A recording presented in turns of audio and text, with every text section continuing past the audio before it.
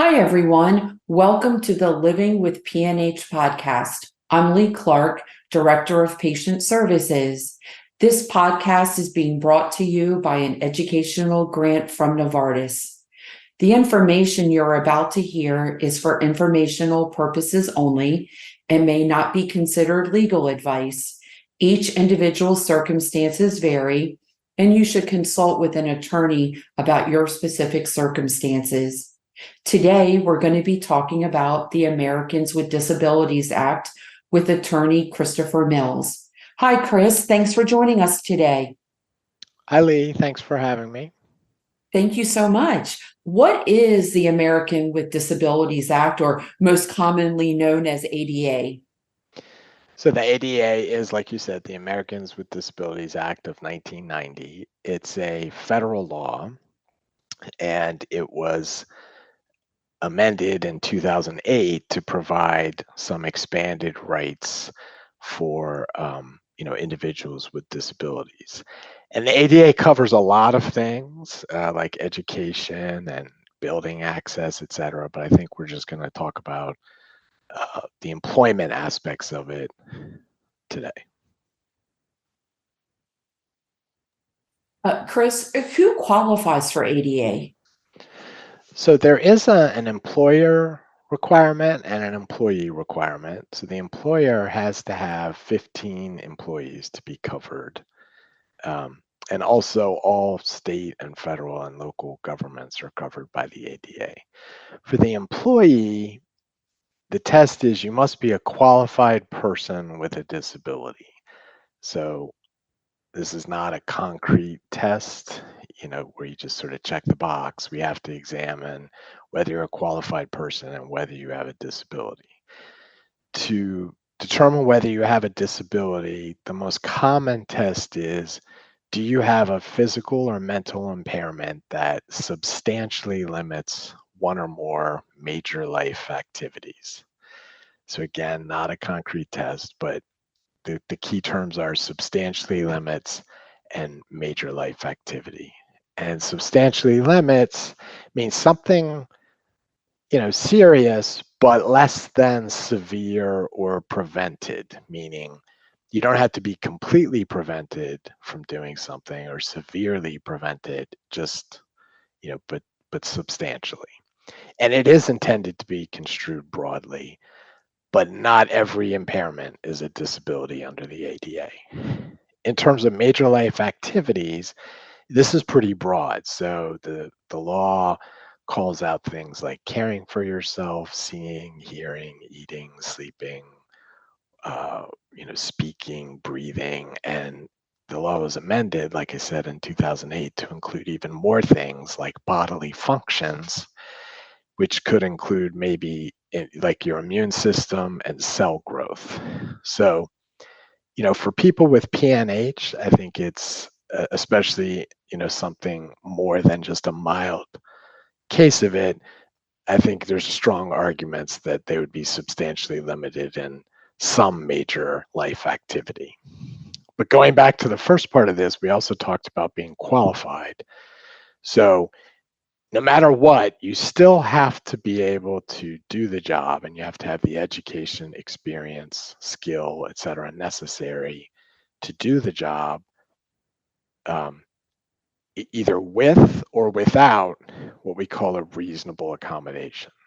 So if you meet all the above, that you have a disability and you are qualified to do the job with a reasonable accommodation, you know, then the employer must give you a reasonable accommodation for your disability. Chris, what are reasonable accommodations under ADA? So there's several, and really depends on the circumstances, but the bottom line is it's the modification of a job or an employment practice or an aspect of your work environment that makes it possible to do the job with the disability. So, making a facility wheelchair accessible, modifying a work schedule for someone who has, periodic doctor's appointments, things like that are accommodations under the ADA. For PNH patients, I think we might think about things like I said, doctor's appointments, modifying your schedule for doctor's appointments, or perhaps modifying a schedule or providing leave for treatment, periodic breaks, or perhaps some private rest area to rest or take medication. Um, Sometimes we talk about redistributing certain tasks if they're marginal and that doesn't impact substantially impact performing your job, possibly reassigning to another position. I think one thing that's often on people's minds, especially in today's world, is working at home. Can you get that as a reasonable accommodation? The answer is possibly. It's not a 100% guarantee that you'd be provided that. And before the pandemic, I would say it was more of a stretch. But I think in today's world, especially if your employer allows other people to work from home, or during the pandemic successfully piloted work from home practices, I think you have a stronger case. If you needed to work from home for immunity reasons, or to avoid commuting, things like that. Um, I think you'd have a strong case for it. Again, though, it's not guaranteed. Chris, what are considered undue hardships under ADA? So an undue hardship is an instance where we're talking about an undue hardship on the employer. So a reasonable accommodation that you're asking for, if it's an undue hardship on the employer, they don't have to do it. And again, not a concrete test here, but what the law looks at is there significant difficulty or expense for the employer to provide the accommodation? Would it cost so much money that, looking at the size of the employer and um, all aspects of what we're talking about, is it just too much for them to provide? So there are cases where it is. Maybe you have a 15-person employer and they simply can't give you a different position, right? Because it would require them to hire a whole other person to do your job. Um, Maybe something like that would be considered significant difficulty, but it has to be significant, not just a minor annoyance for the employer. How does an individual request an accommodation? So there's no magic words here or under the law. Your employer may have a process for asking for something like this, and you might want to check your handbook, your employee handbook, if you have one, about asking for an accommodation. Otherwise, you can simply go to your manager or to HR and you know express your need for some kind of accommodation. Now, I would say, this is something you want to plan out and think about. You don't have to go to your employer and give your whole medical history um, unless you want to, but you don't have to. And I think you just need to go and express that you have a diagnosed condition and that you believe you need an accommodation. And I think it's best when you to have a plan. So think about what kind of accommodation you would need. Do you need the intermittent leave allowance? Do you need the right to work from home? What is it you need? So think about that before going to HR or your boss. Chris, is it helpful to have like documentation from like a physician stating what your condition is and how it affects you and your work? So your employer can ask for that, and it's certainly helpful to have it. Again, you don't have to provide your whole history here. So if you have something from your doctor saying you have a diagnosed condition that impacts, your immune system, something like that, You could maybe leave it at that level and not provide every detail about your medical history, but it's always useful to have the documentation. I would wait till your employer asks for it before providing it. What options are available should a request for an accommodation be denied? So this is overseen by the Equal Employment Opportunity Commission, the EEOC. And if you think, you're going to have to try and enforce your rights here, this is definitely something you want to go to a lawyer quickly with, because there are limitations. In some cases, some very short time limitations on filing some kind of complaint. So immediately, if you're denied and you think you're going to have to fight about it with your employer, I would talk to a lawyer immediately.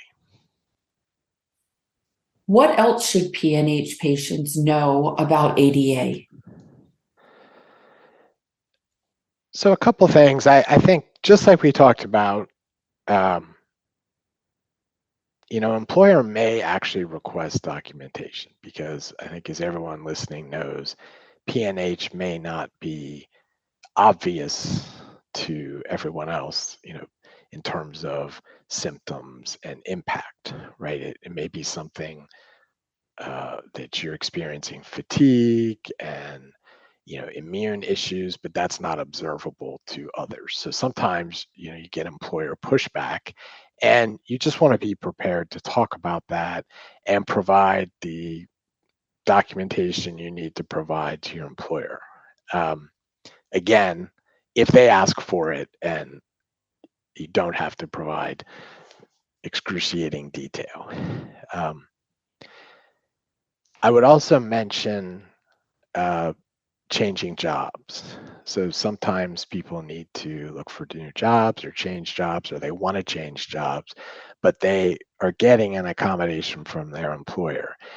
And I just encourage people to think carefully about whether, do they want to change jobs during a period in their life when they have a diagnosed condition?